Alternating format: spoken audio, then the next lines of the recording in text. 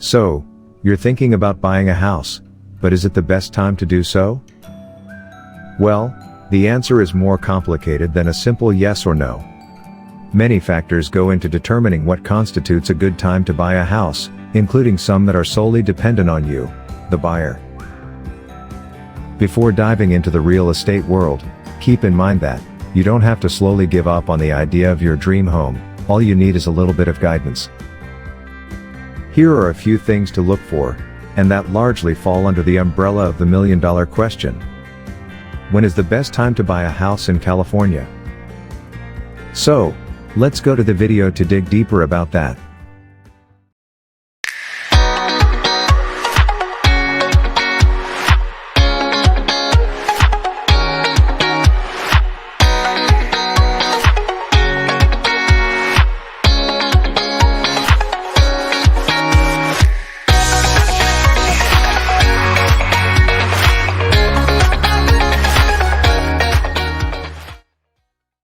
One, prices are on the rise.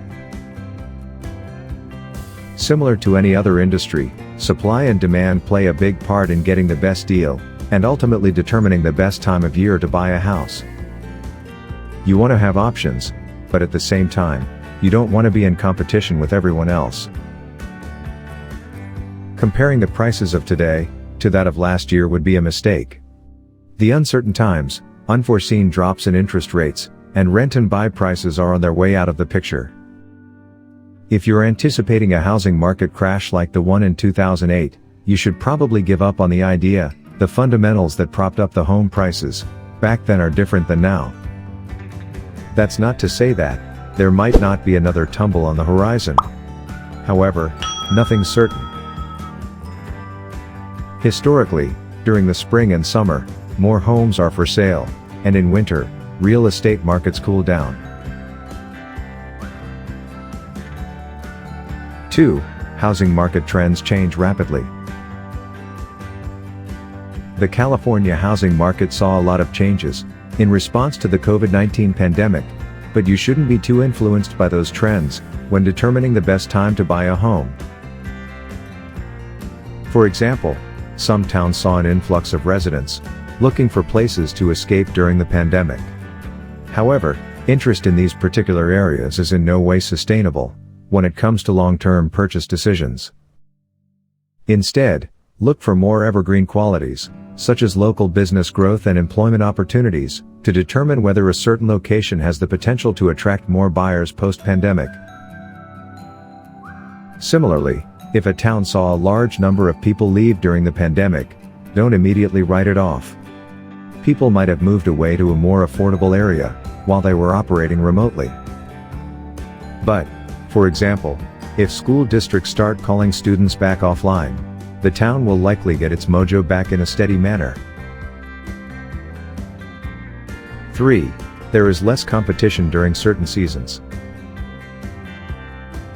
When it comes to more general trends, there's actually more information on what determines the best months to buy a house. The worst time to look for a house is during winter. Both inventory and demand are at a low, because who wants to move when it's cold outside? While the prices may also be on the lower side, you'll have fewer options to look through. On the other hand, the most options on the market are during late spring and summer. But the competition is also stiff and consequently, the prices are quite high. These leaves fall as the best time of year to buy a house. By the time fall rolls around, families have already settled into their new homes before the start of the school year, while the number of properties on the market is still relatively high. This means that sellers can be eager to sell, and buyers can score better deals. September is projected to be the best time to buy a house, but you should definitely not wait if you come across a good deal before then. 4. Keep your credit, down payment, and emergency fund in check. While certain housing market trends provide an overall estimation of when the best time to buy a house in this economy is, the more decisive factor depends on you and where you stand. Some questions you should ask yourself before buying include whether or not you have enough money set aside for a down payment, and is your credit as strong as it could be. If you want to snatch the lowest possible interest rate, you'll undoubtedly need an impeccable credit history and persuasive down payment set aside. Things like first-time homebuyers programs may help you get lower credit requirements, but in these cases, you could also come off as less appealing to sellers. It's also crucial that you have an emergency fund for unforeseen cases of income loss and unexpected expenses. You should have an amount that correlates to a few months, preferably 6, of your living expenses set aside. Worst case scenario, you lose your job a few days after closing a house. Can you afford to pay the mortgage for a few months, until you get back on your feet? As smart as it is to research the market and move accordingly, it's more important that you determine what's the right time to buy a house for you specifically. The flurry of activity in the spring tends to continue into the summer. You'll likely observe high inventory and high competition in the market. 5.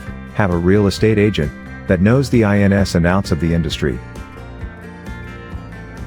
Last but not least, don't do it without a real estate agent, unless you have years of experience in the market yourself.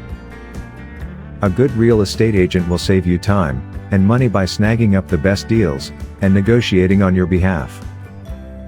An experienced agent can get you the best deal possible, whether it's the best time to buy a house or not. They know the ins and outs of the industry and can tell when a deal is too good to miss. In the end, the real estate market has an ever-changing pattern and idiosyncrasies. But are they definitive? Not at all. You'll want all of your ducks in a row before you start making offers for your dream home. After all, the best time to buy a house is when you're ready and confident enough to secure a good deal. In this video, we discussed is it a good time to buy a house in California. If you got this video helpful, please give a thumbs up to the video. Don't forget to share this with your friends. Subscribe to the channel for more important videos like this. Thanks for watching.